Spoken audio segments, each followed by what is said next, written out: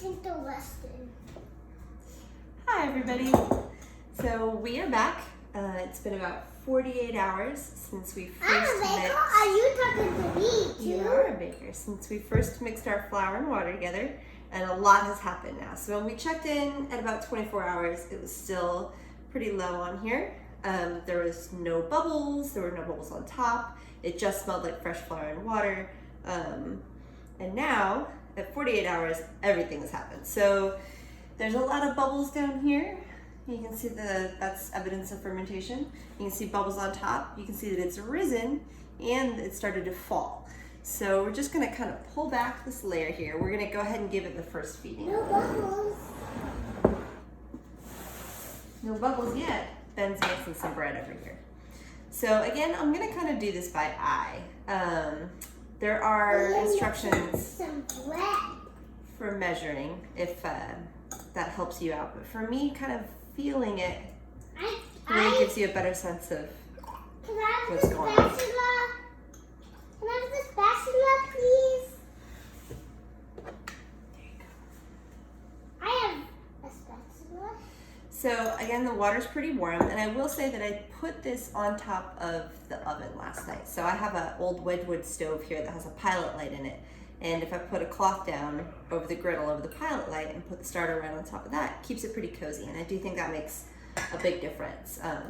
If you have any warm spot in your kitchen, or even if you turn an oven on pretty low and heat it up and then turn it off and let it sit in there overnight, warmer conditions are definitely better. So we're gonna go ahead and just peel back this top layer here that's dried off a little bit. Ooh, there's lots going on in there. I don't know if you can all see that, but there's bubbles galore.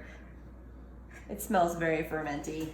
There's definitely activity here. So I'm just gonna take a pinch of that. Ooh. Pop that on in there. Maybe a little more. I'm gonna take a healthy pinch at this point. Depending on how you're feeding your starter, once it gets kind of roaring, sometimes you'll want to put just a tiny bit in if you're feeding it every 24 hours just to keep it alive.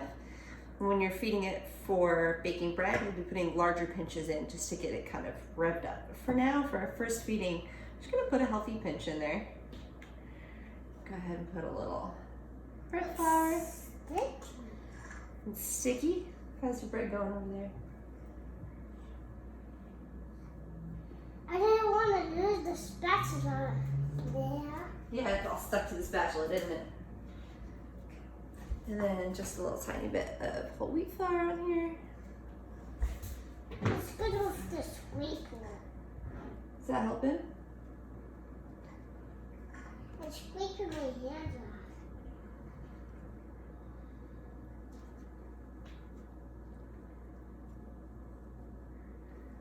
And again, you're just kind of looking for the consistency of pancake batter. This is nice and warm.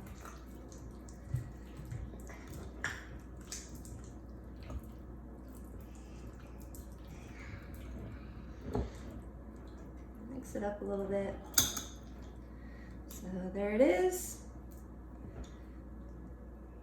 This is maybe a hair wetter than the first time I fed it. It really doesn't have to be exactly the same every time or totally perfect. This seems great to me. So I scrape it all off.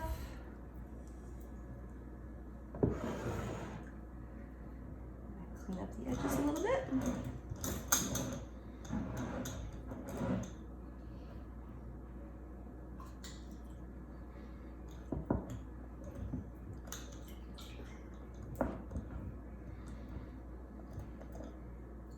Mom, can you help me Cover get that this up. off? I sure can. Yes. And now we're just gonna give it another 12 hours or so and look at it again and see if it's ready for a feeding. If so, we'll just feed it every 12 hours for 3 or 4 days and keep it waiting for consistency and sort of the smell and the flavor that we're looking for, and then it'll be ready to bake with. So we'll check back in a little bit.